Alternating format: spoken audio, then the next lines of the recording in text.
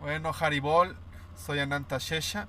Hoy vamos a leer un libro distinto, ya que la semana pasada acabamos de leer el Sri Upanishad. Eh, este es un libro de uno de los primeros devotos occidentales que curiosamente no se inició en ISKCON. ISKCON todavía no existía en estas épocas. Él era austriaco y se inició con Hridaya Bon Swami, un gurú discípulo de Srila Bhaktisiddhanta Saraswati Thakur. Y su nombre Karmi era Walter Eidlitz, perdón. Y y él se inició en los 30 con él, justo en la época de la Segunda Guerra Mundial, huyendo de los nazis y todo esto. Y, y junto con él también se inician otros devotos occidentales, como el alemán Sadananda Das, que se convirtió en el primer guru occidental iniciado en la Gaudiya Mat. Entonces, antes de empezar este libro, quisiera compartir unas imágenes para que los conozcan.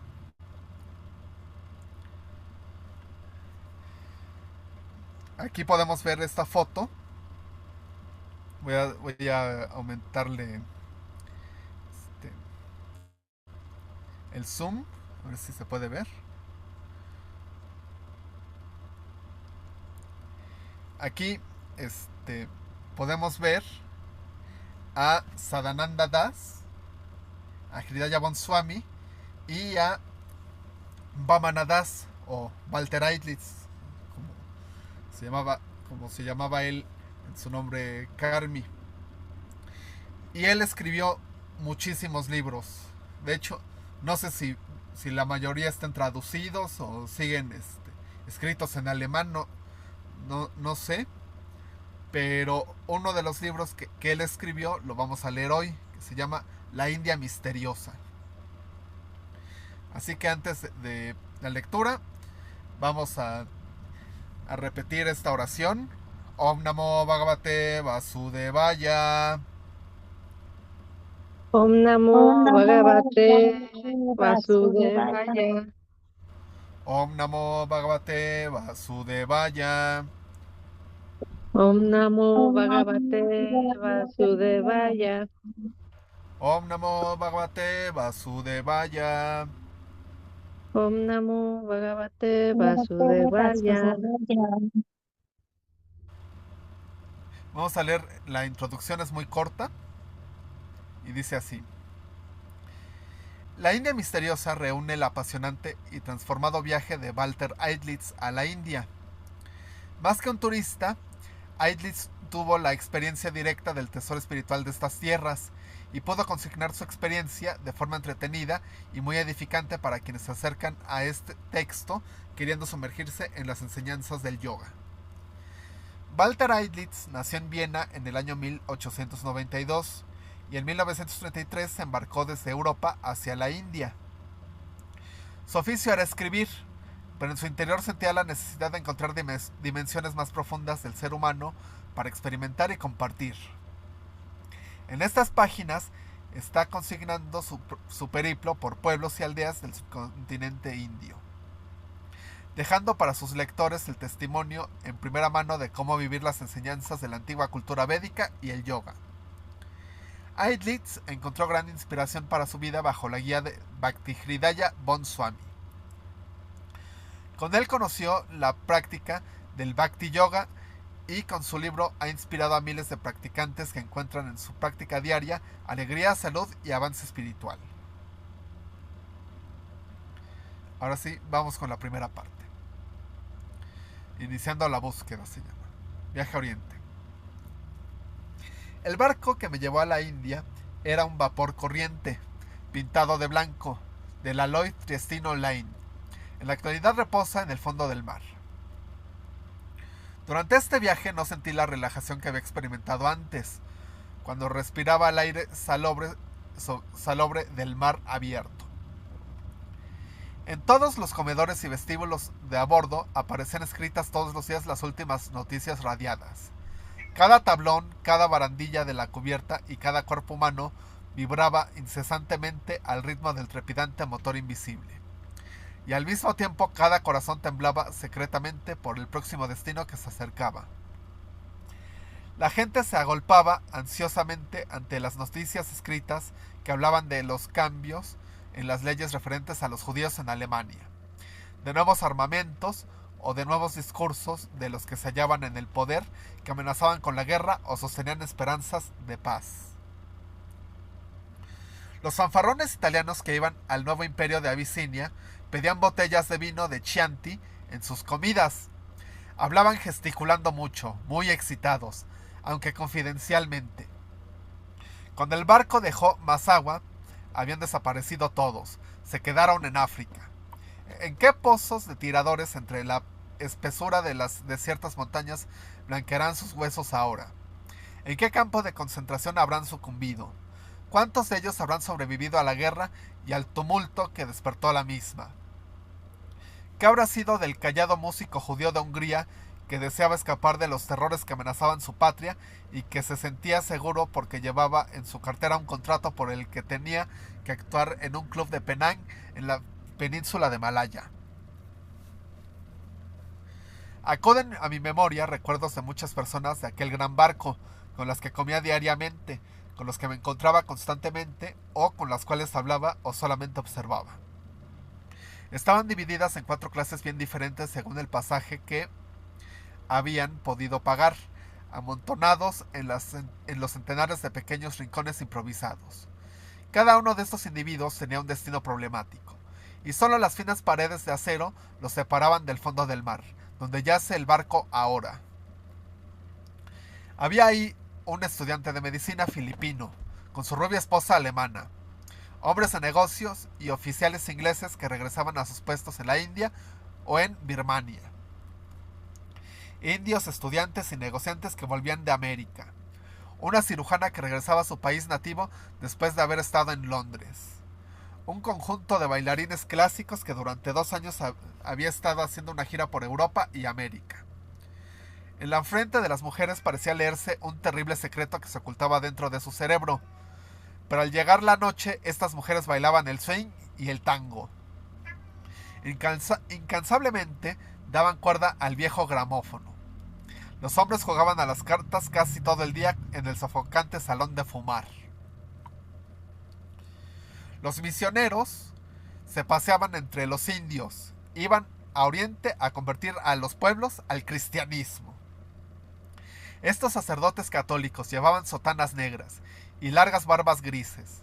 Uno de ellos, un francés que iba a China, se paseaba por la cubierta silenciosamente, de un lado a otro, durante toda la semana, dando largas zancadas y moviendo la sotana tras de sí. Cuando por fin empezó a hablar, pronunció discursos apasionados que durante mucho tiempo había reprimido. Dos monjas se mantenían separadas de los demás pasajeros. Eran hermanas de Bayern, en las cercanías de Passau. Iban a instruir a los niños de Filipinas. Una de ellas era hermosa como un ángel y la otra arrugada y pequeña. Vigilaba protectoramente a su compañera, como preocupada por su belleza. Perdón, me dio risa. ¿Qué habrá sido de todos ellos? ¿Cuál habrá sido su destino? Alrededor de nosotros los colores cambiaban y el aspecto del mar se alteraba. Aquel mar azul que una vez había surcado Ulises batea contra las playas de Egipto. Entrábamos ahora en un mar para mí desconocido, entre las interminables dunas de un amarillento desierto de arena. Había sido construido el cauce artificial de un río con sus orillas de cemento. El desierto de arena se precipitaba sobre la pendiente de cemento, el canal de Suez. Cautelosamente el barco se abrió camino por el estrecho paso del azul y resplandeciente elemento. Desde mi camarote, a través del ojo de buey que estaba siempre abierto, podía ver el inmenso desierto. Ahora el mar cambiaba su nombre. Sobre un desnudo y amarillento peñasco, un faro se levantaba en medio del mar rojo. Otra vez la superficie sin fin del mar se extendía en todas las direcciones. A veces podíamos distinguir montañas, montañas del Sudán o montañas envueltas en las nieblas de la Etiopía, o las fantásticas montañas que forman la costa árabe. Después que los italianos abandonaron el barco en Masaba, los indios empezaron a extenderse por la cubierta. Acampaban ahí día y noche, envueltos en sus transparentes ropas blancas o de color. Cuando los otros pasajeros sucumbían al calor opresivo y sofocante, ellos parecían despertar a la vida. Por la noche, parejas abrazadas se inclinaban sobre la barandilla, en la barandilla, sobre las rugientes olas. Los ventiladores eléctricos funcionaban continuamente a toda velocidad. El aire entraba silbando en los camarotes por unas aberturas del blanco techo. En vano yo sacaba la cabeza fuera del ojo de buey, respirando el aire caliente de la noche. No encontraba ningún alivio. Un poco debajo de mí rugían las aguas puestas en movimiento por la cuilla del navío. La luz de las lámparas brillaba como llamas a través de las ventanas de los camarotes, arrojando sobre las revueltas aguas un brillo blanquecino. A distancia del mar era negro hasta el horizonte de la noche, donde las negras nubes se reunían en el norte. Subí los vibradores escalones hasta el puente del Capitán, y ahí me eché en un asiento. El cielo de la noche con sus incontables estrellas estaba ante mí. La Vía Láctea, donde su amplio arco casi se echa sobre la superficie del agua, tenía un aspecto poco familiar. Ahí permanecí casi toda la noche, sobre la desértica cubierta, mientras el barco surcaba el mar a través del Océano Índico. Oyendo el ruido de las olas y mirando hacia arriba cómo se movía lentamente el cielo estrellado. Una vez más traté de recordar los confusos acontecimientos de los últimos días en mi domicilio de Viena. Recordé aquella noche en que las multitudes corrían atropelladamente sobre los puentes del Danubio y cómo levantaban sus crispados puños amenazantes hacia los negros muros de las casas, gritando todos: ¡Muerte al Judas! ¡Muerte al Judas! Yo permanecí ahí entre mi esposa y mi madre, en una de las oscuras ventanas, mirando ansiosamente la multitud que gritaba. Nuestro hijo, el pobre pequeñuelo, afortunadamente ya se había dormido. En el centro de la habitación yacían mis maletas preparadas. Mi corazón estaba oprimido. En un momento tan inseguro tenía que dejar a mi esposa, a mi hijo y a mi madre. Y sin embargo, una voz dentro de mí parecía ordenarme: ¡Ve, ve! Debes ir a la India, debes ir. Y ahora el Océano Índico rugía en la proa del barco, abriéndose camino a través de las blancas y espumosas olas hacia oriente. Permanecí ahí mucho tiempo, en el puente del Capitán, respirando la cálida brisa y mirando las estrellas. Otra vez apareció ante mi destino, la montaña de la revelación divina, Kailash, y en su base el claro lago Manasarovar, el lago del Espíritu Divino. Ahí, dice la leyenda, Atma, la eterna alma humana, se mece sobre las límpidas olas como un cisne, libre de temor, odio o deseo. Los ventiladores eléctricos se habían parado, privándonos del poco alivio que nos proporcionaban. Las máquinas del barco también cesaron de trepidar. Ante las mesas del magnífico comedor de primera clase estaban sentados los oficiales encargados de la revisión de los pasaportes. Los pasajeros en fila pasaban ante ellos. ¿Qué va usted a hacer en la India?, me preguntó un oficial de inmigración de piel tostada por el sol, que vestía un uniforme blanco resplandeciente de oro. Voy a estudiar religión y filosofías indias, respondí. Los oficiales me miraron con desconfianza y dudando pusieron el sello en mi pasaporte. Mientras me empujaban hacia la salida, entre la multitud y el calor sofocante, pude permanecer un momento al lado de la mayor de las dos monjas.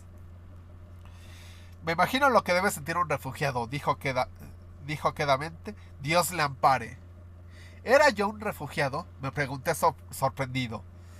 Yo me dirigía a Kailash, la montaña sagrada de la revelación, pensé. Pero la montaña de la revelación se había hundido bajo el horizonte. La aduana, enormes almacenes, grúas me rodeaban por todas partes. y la misma actividad reinaba en la India como en todos los otros lugares del mundo. El coche abierto que me conducía al hotel pasó por una callejuela repleta de una multitud de gentes que gritaba de una forma ensordecedora. Miles de individuos proferían gritos agudos, todos al mismo tiempo. Por momentos parecía que el alarido se apaciguaba, pero recrudecía enseguida con nuevos bríos. El desespero y la alegría se sucedían entre ellos como los rompientes del mar. ¿Se lamentan de que alguien ha muerto?, pregunté al chofer con toda simplicidad. No, esta es la calle del cambio de oro, me explicó. Gritos salvajes de angustia o placer acompañaban cada oscilación del cambio en la plata y el oro. La India no era una tierra de hadas, la India era un país lleno de egoísmo en la salvaje lucha por el pan, por el dinero y por el oro. Cansado y agotado pasé a lo largo de una de las alamedas de Bombay. Venía un poco de brisa del mar. Mi vista no podía apartarse de la hermosa gran ciudad, la puerta del oriente. Mis pensamientos volvían constantemente hacia mi mujer, mi hijo y mi madre. ¿Me esperaría en Bombay alguna carta aérea de casa? Tan pronto como me bañé y me estiré un rato sobre la dura cama de turista en la desamueblada habitación de la hospedería, me apresuré a ir. A pesar del calor del mediodía, el departamento de viajeros de la compañía American Express, donde había dejado mi dirección. Nada, ni una noticia de casa. Estaba muy sorprendido. La única carta que había ahí, para mí, llevaba un sello de la India. ¿Quién podría escribirme de la India? Indiferentemente rasgué el sobre. La carta me esperaba desde hacía varias semanas. Un abogado indio me informaba que Sri se hallaba en Harvard y pensaba emprender un largo peregrinaje desde ahí. Si deseaba más informes debía dirigirme a cualquier parte, cualquier tarde de 3 a 6, al despacho del abogado. ¿Quién era Sri? Traté de recordar. Sri Maharaya era el anciano sabio brahmana que estaba preparando un peregrinaje al lago Manasarovar, en el Tíbet. Yo le había escrito desde Viena diciéndole que era mi intención acompañarle, pero no había obtenido respuesta. Traté de ver al abogado de Sri inmediatamente. El atento oficial del departamento de viajeros puso a mi disposición una guía a pesar de mi resistencia en aceptarlo. El despacho estaba situado en un viejo barrio de la ciudad donde me habría sido muy difícil encontrar el camino. Aunque yo tomara un coche, el chofer nunca daría con el lugar, afirmó. El hombre ricamente vestido, con un turbante de seda, caminaba delante de mí bajo los ardientes rayos del sol. Durante todo el camino iba por el lado de la calle que daba al sol, esforzándose por evitar la sombra. A lo largo del pavimento de piedra pude ver manchas de sangre y charcos. Alguna epidemia debía haberse declarado aquí en Bombay. Luego descubrí que las manchas rojas del suelo tenían un origen muy inocente. Indios mascadores de Betel habían estado escupiendo en la calle. Mi guía no ahorró trabajos para llevarme por un camino completamente equivocado. Me hacía subir por unas calles y bajar por otras, soportando aquel terrible calor. Y por fin me condujo al despacho de un abogado. Pero, ¿qué diantre? Era el despacho de otro abogado, no el que yo buscaba. Con un suspiro de angustia pagué al charlatán y lo mandé de paseo. Me puse en camino solo, en busca del abogado. Muerto de cansancio me paré por fin frente a la casa que buscaba. Estaba en la misma calle del departamento de viajeros, calle Explanada, exactamente enfrente del punto de donde habíamos salido, apenas unos 10 metros de distancia. El despacho del abogado constaba de una sola habitación, la cual estaba llena de dependientes muy ocupados. Dependientes y clientes entraban y salían. Un incesante murmullo reinaba la amplia habitación.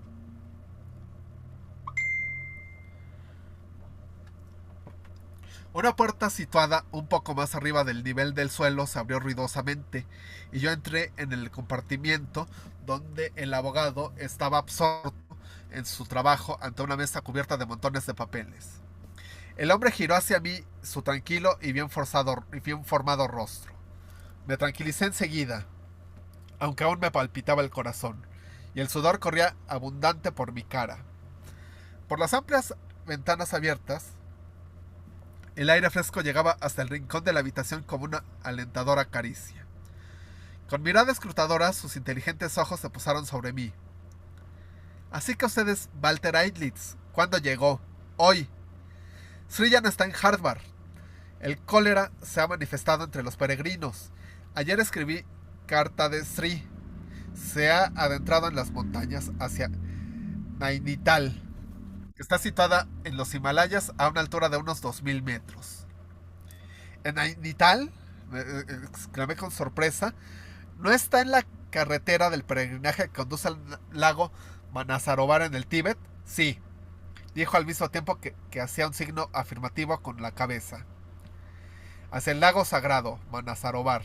¿Qué es lo primero que piensa usted hacer aquí en la India? ¿Tiene la intención de ir a Benares? ¿O desea usted encontrarse con Sri inmediatamente? Deseo reunirme con él enseguida. Sonrió y mandó a buscar un impreso para telegrama. Escribió: Walter Eitlitz ha llegado hoy. Desea verle inmediatamente. Entregó el telegrama a un mensajero. Vuelva por aquí mañana a la misma hora y tendrá usted la contestación si falta. La contestación llegó puntualmente. Conduzca a Walter Eitlitz aquí. Sri. Multitud de nativos me rodeaba. Me hallaba en una moderna ciudad con considerable extensión, con tranvías y grandes autobuses. Constaba de unos cientos de millares de morenos habitantes. Moreno claro, moreno aceitunado y moreno negruzco. Jóvenes y viejos vestidos con trajes blancos, finos como la gasa. Era difícil encontrar un rostro blanco entre aquel hormiguear de personas. Entretanto, los anuncios luminosos se habían encendido sobre los bazares, cinemas y restaurantes. La América de hoy y la antigua Asia ofrecían un fuerte contraste en aquella ciudad. El pueblo no había perdido sus características orientales. Sus rostros, sus ojos y sus manos eran orientales, y sin embargo aquellas manos conducían numerosos coches a través de la multitud. Se sentaban acurrucados en el polvo de las calles, con sus blancas vestiduras. Se apiñaban en 1000 posturas, algunas veces imitando al Buda meditativo tal como generalmente lo pintan. Sobre ellos se mecían altas palmeras. Tras ellos a menudo hay un tenderete en el que se venden legumbres y donde pies sucios pisotean descuidadamente las pilas de guisantes, arroz o harina. Tal vez hay un hotel maometano que parece una baja cabaña o la parada de un barbero donde los clientes, sentados en medio de la multitud que recorre la calle, se hacen afeitar la cabeza. Solo un pequeño tupé queda en lo alto de la coronilla, marcando el lugar para la flor de loto de 1000 hojas de Brahma, por el cual, según dicen, el alma del que está espiritualmente despierto deja el cuerpo cuando muere. En la frente, hombres y mujeres llevan cuidadosamente pintado con ceniza el signo del vidente ojo espiritual. Esto es lo que vi en el centro de aquella ciudad ruidosa y medio americana. Durante algunos minutos me hallé sofocado por aquella compacta multitud asiática. La gran ciudad de Bombay había desaparecido tras de mí en la noche india. Desaparecieron los anuncios luminosos, los arcos iluminados y las chillonas caravanas de carros en las calles. Ahora solo había alrededor de mí las trémulas paredes del gran vagón del ferrocarril, los grises bultos humanos que dormían en los bancos, y afuera, la noche. Torpemente, por vez primera, hice mi cama y me eché en mi sitio a oscuras, mientras el tren rodaba suavemente, dejando oír lo que ocurría en torno a mí. Con su incesante traqueteo, el tren se abría camino rápidamente a través de la noche tropical. Qué lejana comarca era aquella por la que yo viajaba por primera vez. Respiraba hondo en el aire de aquella noche interminable. Un día cruel sucedió a la noche. En vano giraban los ventiladores en el techo del coche. El aire era sofocante, y sin embargo el compartimento, cuyo techo era mojado en cada parada, estaba fresco en comparación con el exterior. Las ventanas estaban cerradas y permanecíamos a media luz dentro del coche. La luz solo entraba por pequeñas hendiduras. Una luz blanca y ofuscadora que descendía del resplandeciente cielo o era reflejada por la desnuda tierra de aquellas quemadas planicies a través de las cuales el tren se precipitaba en una marcha incesante hora tras hora. Cuando a mediodía salí la plataforma del vagón para ir al coche restaurante, no hay pasillos en los trenes indios, me caí de espaldas. Por poco caigo en la vía. Víctima del espantoso calor debía haber venido en noviembre, desde luego. Estábamos en mayo, el mes más caluroso de la India. Sobre puentes, sobre amplios ríos, sobre el Yamuna, sobre el Ganges, el tren avanzaba siempre. Fuera del enorme país se ensanchaba y el húmedo calor tropical iba en aumento, y tras él las nubes de polvo del nuevo día. Ya no podía estar muy lejos de la montaña del norte del Himalaya, pero aún así no podía verlo. No pude verlo ni cuando el coche de Sri Maharaj me llevó bajo un calor tórrido hasta las faldas del Himalaya. A mi lado en el coche se sentaba el viejo secretario de Sri, medio reclinado, cansado y dormido. Me había ido a buscar a la estación de Kathgodam. Luego me enteré que acababa de recobrarse de un fuerte ataque de disentería. Casi me mareé en la carretera que, con sus numerosas curvas, me llevó rápidamente a una altura de unos 2000 metros. Multitud de macacos se sentaban sobre las piedras de los muretes de los puentes en la actitud meditabunda. El aire comenzó a refrescar. Algo resplandecía ahora a lo lejos. Pronto vislumbramos un lago entre las verdes hojas de los árboles al otro lado del paso de la montaña. Sobre el reluciente espejo de las aguas y los cauces de ríos secos que yacían ocultos entre las nieblas de las llanuras, se erigían con aireados balcones las casas de muchos indios. La gente hormigueaba por la calle de la ciudad. Conducía a una región de feria en lo alto de una empinada colina por donde el coche no podía pasar. Tuvimos pues que dejar el coche y subir a pie la empinada cuesta. Por la puerta de un hotel para nativos salió un anciano de ojos grandes y amables y una larga barba gris. Un signo dorado se veía en su amplia y arrugada frente. Era Sri. Algo dentro de mí me impulsaba a inclinarme ante este venerable anciano. Sentí su mano, ahora el poder de su bendición sobre mi cabeza. Un hombre de unos 40 años, con el rostro de un caballero oriental de la leyenda de Parsifal, me condujo a una habitación de al lado. Era Rana, discípulo de Sri. Me bañé para quitarme el polvo que el viaje había depositado sobre mi cuerpo. Al mismo tiempo me bañé de los sufrimientos de las últimas semanas. Volví a la habitación de Sri, que se hallaba medio alumbrada. La sola presencia de Sri me calmó y me purificó. Sri y Rana me dieron naranjas para comer. Acababan de madurar en lo alto de aquellas montañas. Me comí por lo menos una docena de ellas, una tras otra. Me refrescaron muchísimo. Poco después vi en la calle a un musculoso peón indio, casi desnudo, que cargaba todo mi bagaje puesto sobre su cabeza como una torre. Rana y yo le seguimos. El viento soplaba desde el lago y Rana me condujo a lo largo de aquella agua verde a una casa en la orilla del lago, una pensión propiedad de un parsi, donde Sri había encontrado alojamiento para mí. Ahí me sirvieron alimentos vegetarianos, preparados entonces según la moda europea.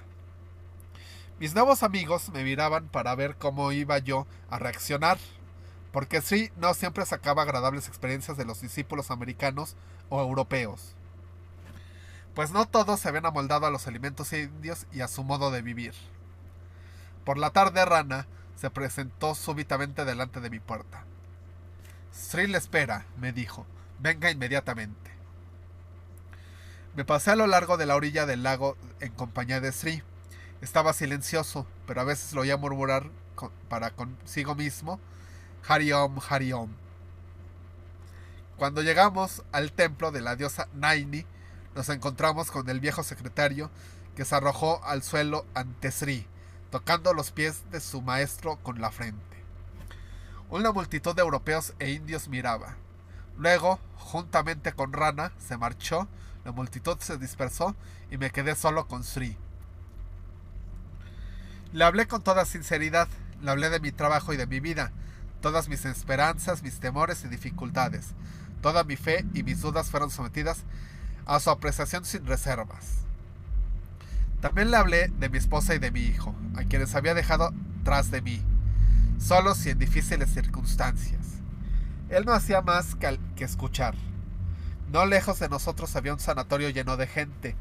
Alrededor de nosotros las enfermeras indias, las ayajas, cuidaban de sus enfermos, pálidos niños europeos. Nada de esto nos perturbaba. Algunos días más tarde, Sri me dijo: por ahora no debo concederle los ejercicios superiores de yoga. Por el momento solo quiero darle Shanti, paz solamente, la paz divina. ¿Hay algo más grande que la paz divina?, me pregunté. Sri me dio la paz por algún tiempo, y no solo me la dio a mí, sino también a mi mujer, que vivía a miles de kilómetros de distancia, al otro lado del océano, en un tiempo y atmósferas llenos de amenazas y peligros. El primer mantra que él me dio, también se lo envió a mi mujer. El primer mantra de iniciación que él me dio, también se lo envió a mi mujer. Hasta le dio un nuevo nombre. En las cartas que le enviaba a ruego mío, él no la llamaba Hela, sino Shanti, paz. Expresó el deseo de que la paz divina penetrase no solamente en ella, sino que se comunicara a quien quiera que estuviese en contacto con ella. En efecto, todos los que estuvieron al lado de Hela en los días de confusión, en los días de peligro vital, quedaron sorprendidos ante el valor inquebrantable de Hela y su confianza absoluta. Era la bendición de Sri que la protegía. Los 4 grados de la meditación.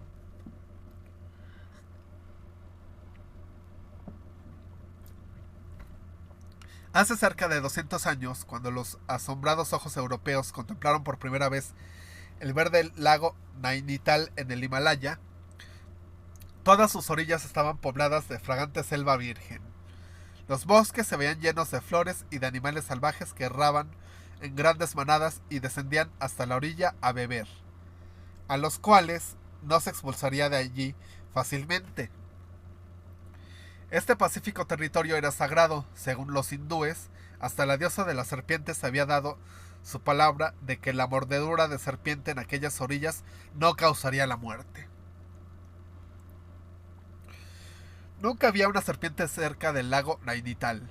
Los animales salvajes también han sido arrojados fuera de aquellos parajes. Todo lo que ahí queda son los pájaros de 1000 colores que se balancean en las ramas de los castaños, y los macacos que aún reinan sobre los abruptos peñascos de la parte sur, y que a veces en sus fuegos arrojan fragmentos de rocas al lago.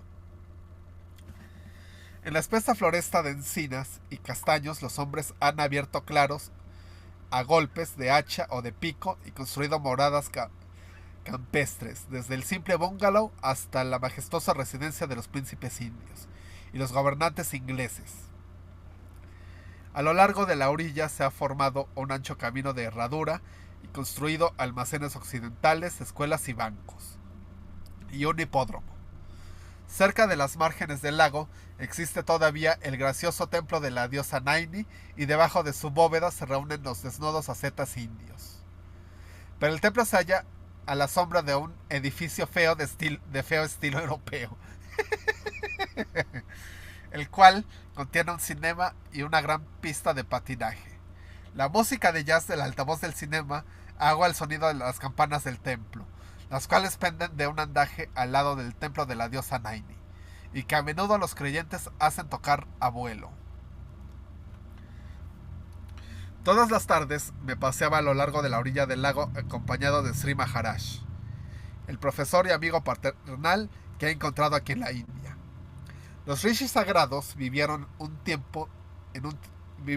tiempo en estos bosques y montañas, me contaba. Los rishis son seres altamente espirituales, muy superiores al hombre. Ellos no tienen cuerpo mundano, pero se dice que si quieren, pueden asumir la forma humana. 1000 años a estos rishis en forma humana, según dicen. se bañan todos los años en las aguas del Ganges. Más tarde, cuando el oído interior del hombre fue cerrado, estos antiguos profesores de la humanidad treparon más arriba de las montañas, a las regiones de las nieves eternas. ¿Y dónde viven ahora?, pregunté. En las nevadas montañas cerca del lago Manasarovar, contestó el anciano con una sonrisa.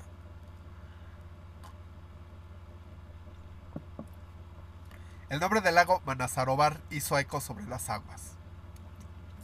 El lejano lago del Tíbet, el secreto fin de mi viaje, se presentaba una vez más ante mí como una visión. Envuelto en la leyenda, el corazón del mundo, el último resto del paraíso terrenal, se dice que 4 ríos sagrados tienen ahí su fuente, al sur, oeste, norte y este. El río que corre hacia el sur transporta arenas de plata. El que corre hacia el oeste lleva oro. El que corre hacia el norte, esmeraldas. Y aquel cuyo curso se dirige al este, diamantes. Sus aguas alimentan de un modo secreto la cuenca del lago en las orillas de la cual me encuentro ahora. Había alcanzado ya la meta de mi viaje. La música del cinema y la de la banda militar habían cesado. Yo escuchaba el relato de cómo se había formado el lago Nainital. Durante sus andanzas por el mundo en forma humana, 3 de los 7 rishis sagrados habían venido a estas montañas. No tenían agua y naturalmente se hallaban en un gran apuro. Torturados por la sed, rogaron a Brahma, el creador del mundo, que los socorriera. Obedeciendo a una orden suya, cavaron un profundo hoyo en la tierra, y el dios hizo que las vivificantes aguas del lejano lago Manasarovar llenaran este profundo depósito de agua. Así nació el lago, y se le dio el nombre de Tririshisarovar, el lago de los 3 rishis.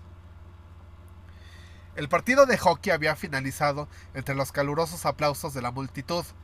Los excitados espectadores blancos y morenos se habían dispersado. También los músicos con sus uniformes encarnados guardaron sus instrumentos y volvían a sus casas suavemente.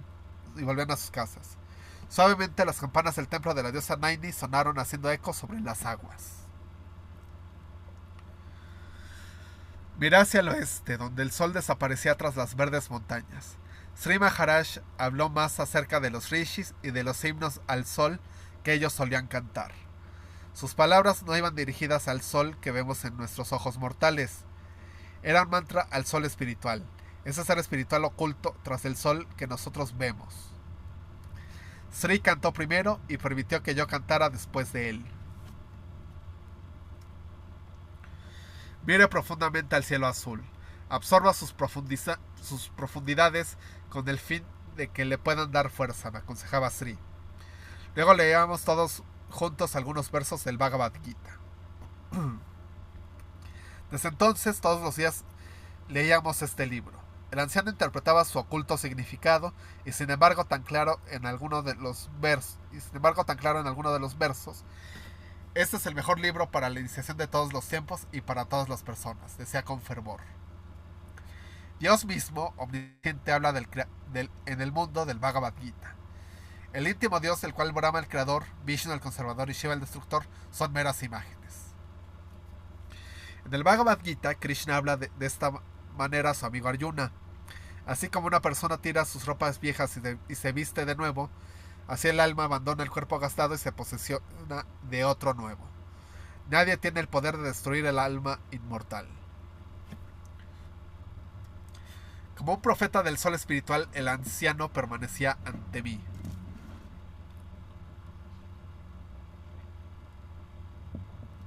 Rítmicamente las olas del lago Nainital batían contra la playa. Creía ver que sus arenas, una vez más como en el pasado, estaban pobladas de animales salvajes que buscaban sus aguas vivificantes.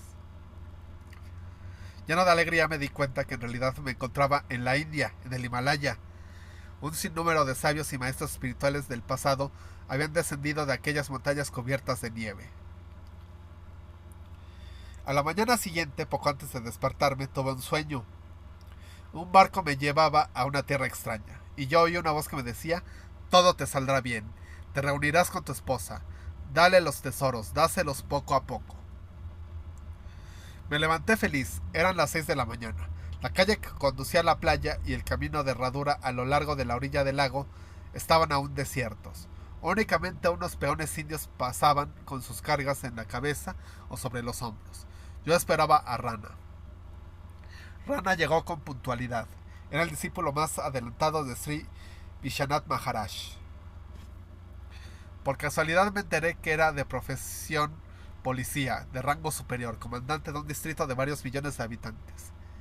El secretario particular de Sri Maharaj hablaba de Rana con el mayor respeto. Por las tardes, cuando estaba fuera de servicio, nadie hubiera creído que era un miembro de la policía, pero si descubre un error en el cumplimiento de su deber, se dice que es como un tigre. Es muy conocido como excelente cazador de tigre. No dispara más que contra estos animales de presa. Rana subió delante de mí. ¡Al atajo! Eran las palabras que yo le oía muy a menudo durante los primeros días. En todas las situaciones de su vida, él prefería ahorrar el tiempo por los atajos. Sin embargo, sin esperar contestación, siempre se metía por los caminos más cortos en estas andanzas por el Himalaya, a través de empinadas colinas y por la espesura de aquella floresta de encinas y castaños. Allá abajo, entre los troncos de los árboles, divisábamos el lago con el color plomizo que le daba la luz de la mañana. Me enteré con el fin de echar una ojeada y recobrar la respiración. En mi casa de Viena, naturalmente, yo tenía que andar mucho, especialmente para ir de un despacho al otro. Pero no estaba entrenado para las rápidas subidas a estas alturas. Son sus piernas únicamente las que están cansadas, no sus pulmones, dijo Rana. Continuamos subiendo y traté de seguir su consejo. Procuré olvidar mis piernas y lo logré. Mi aliento se tornó tan fuerte como el viento que recorre el mundo. Mis pulmones eran como las velas de un barco. El viento se apoderó de las velas y empujó el barco hacia adelante. Ahora yo continuaba subiendo sin dificultad. ¿Qué? ¿Descansamos un poco?, preguntó Rana. No, podemos continuar, exclamé, y proseguimos hacia arriba. Una nueva persona, un infatigable andarín, parecía haber penetrado en mi ser. Rana pertenecía a la casta de los guerreros, y era de la antigua nobleza, cuyos antepasados remontaban a varios siglos. Me dijo que durante 1000 años, generación tras generación, ellos habían luchado contra el Islam. También me enteré luego de que Rana era descendiente del más noble linaje de la India, la dinastía del Sol. Su origen se remontaba a Rama, el héroe divino en los tiempos antiguos que gobernaba la India. Cuando llegamos a la cima, Rana propuso: ¿permanecemos en silencio? Sí, permanezcamos en silencio. Nos sentamos silenciosamente uno al lado del otro, sobre una roca saliente, escuchando con nuestras almas, observando cómo la niebla descendía para remontarse luego, descubriendo un paisaje de ondulantes bosques y montañas. Mirábamos hacia el norte, donde a veces se vislumbraban los nevados picos del Himalaya. Emprendimos el descenso también callados, cuando el camino se hizo menos abrupto y el follaje de los árboles frutales reveló las proximidades del lago. Rana empezó a hablar de sí y de sus 2 pequeñuelos. Habló también de su mujer, con quien había vivido una verdadera unión espiritual y que había muerto. Después que hubimos caminado un buen trecho uno al lado del otro sin hablar, dijo: tengo 3 deseos en la vida: encontrarme a mí mismo, a mi verdadero yo, y admirar el Dios personal y el impersonal.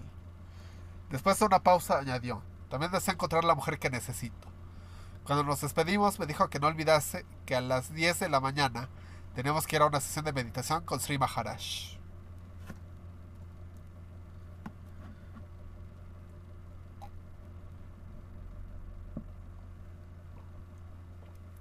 Lleno de emoción y un tanto tímido, me puse en el camino, acariciado por la brisa del lago.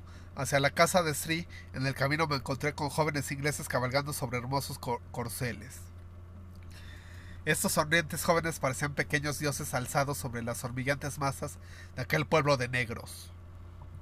La mayoría de ellos nada sabían del alma del pueblo indio al que habían gobernado durante tanto tiempo. Continuaban siendo forasteros aunque hubiesen vivido en el país durante 30 años. En el vestíbulo de la casa donde vivía Sri me detuve un poco con el fin de acostumbrar mis ojos a la oscuridad del lugar. Al dejar la deslumbrante luz del exterior, reposé un poco en la habitación de Rana. Quise lavarme las manos y las pies una vez más, aunque sea muy poco tiempo que me había bañado. Luego me dirigí descalzo a la habitación de Sri. Sri no me saludó con su modo habitual, con un ligero y amistoso gesto en la mano. El anciano estaba sentado inmóvil sobre el suelo, envuelto en una manta blanca. Con un gesto silencioso, Rana me dio a entender que debía sentarme en el suelo frente a Sri y así lo hice. Rana también llevaba una manta blanca. Reverentemente se echó al suelo frente a Sri y tocó su frente los pies del anciano. Tocó con su frente los pies del anciano, perdón. Encendió una pequeña rama de incienso y la colocó a su lado en un candelero. Con cerida blancuzca de un tazón de cristal pintó su signo en lo alto de la cabeza, en la frente, garganta y pecho. Ahora él también estaba sentado inmóvil, con las piernas cruzadas y la espalda erguida. Sentí los ojos de Sri fijos en mí. Míreme a los ojos, soy su amigo, me dijo. Le miré como el padre del mundo. El anciano estaba sentado ante mí. Más poderoso que nunca, su arrugado rostro, rodeado de largo pelo negro y plateada barba, me alzaba sobre las blancas vestiduras que envolvían su figura. Montañas y precipicios, mundos enteros podían verse en aquel claro semblante. Estaba sentado ahí como el mismo cosmos, grisáceo por los años, y sin embargo resplandeciente, envuelto de una tenue luz dorada que se había tornado parte de su ser. Bueno, ya son 5 para las 10 de la noche. ¿Algún comentario que quieran dar? ¿Alguna sugerencia? ¿Alguna queja?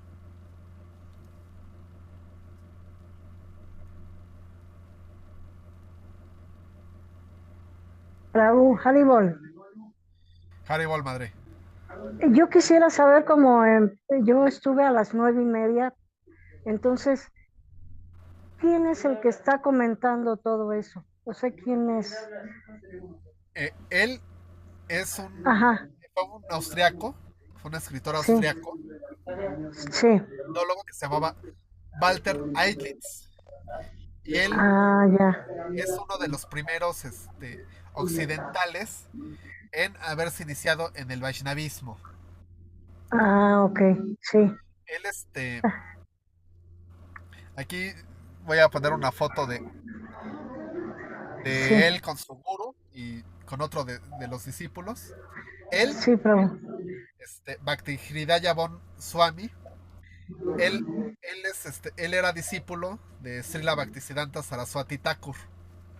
Ah, ya, ya. Él era el gurú de Sadananda Das, que está aquí, el primer gurú occidental, y de A ver, Walter Eidlitz, déjame ver. alias Vamana Das. ¿Está Perdón, nada poniendo más. alguna foto? No ¿Está se ve. poniendo una foto aquí? A ver, déjame quitar el audio. Ah, ¿no se ve esta foto? Sí, Sí, Prabhu. Ok. Entonces, eh, él es Hridaya Bon Swami, Hridaya Bon Swami, discípulo de Srila Bhaktisiddhanta Saraswati Thakur. Él es el gurú de Sadananda Das, el primer gurú occidental. Él era alemán. Y de Vamana Das, o Walter Eidlitz, quien escribió este libro. Este es Vamana Das, Walter Eidlitz. Y en este libro, va narrando cómo llegó a la India, cómo se encontró con gurus, con sadhus, con rishis, cómo fue al Himalaya, etcétera. Y apenas estamos leyendo el primer capítulo. Gracias, Prabhu. Haribol. De nada, madre, Haribol. Bueno, ¿algún comentario más? ¿Alguna sugerencia? ¿Alguna queja? ¿O podemos dar por terminado esto? Muchas gracias, Browncito. Uno de los libros más inspiradores de muchos devotos. Sí, yo apenas lo estoy leyendo y la verdad es que me está gustando muchísimo. Perfecto, perfecto. Pues seguiremos adelante con este libro la próxima semana, entonces. Claro que sí, madre. Gracias, Prabhu. De nada. Muchas gracias por haber asistido. Los que no asistieron, recuerden que pueden ver esta clase por YouTube. Y nos vemos el próximo martes. Feliz día de Giri Govardhan. Hare Krishna. Jai. Haribol. Bye. Hare Krishna, Haribol. muchas gracias. Haribol. Descansen y sueñen con Gracias. Hare Krishna. Krishna.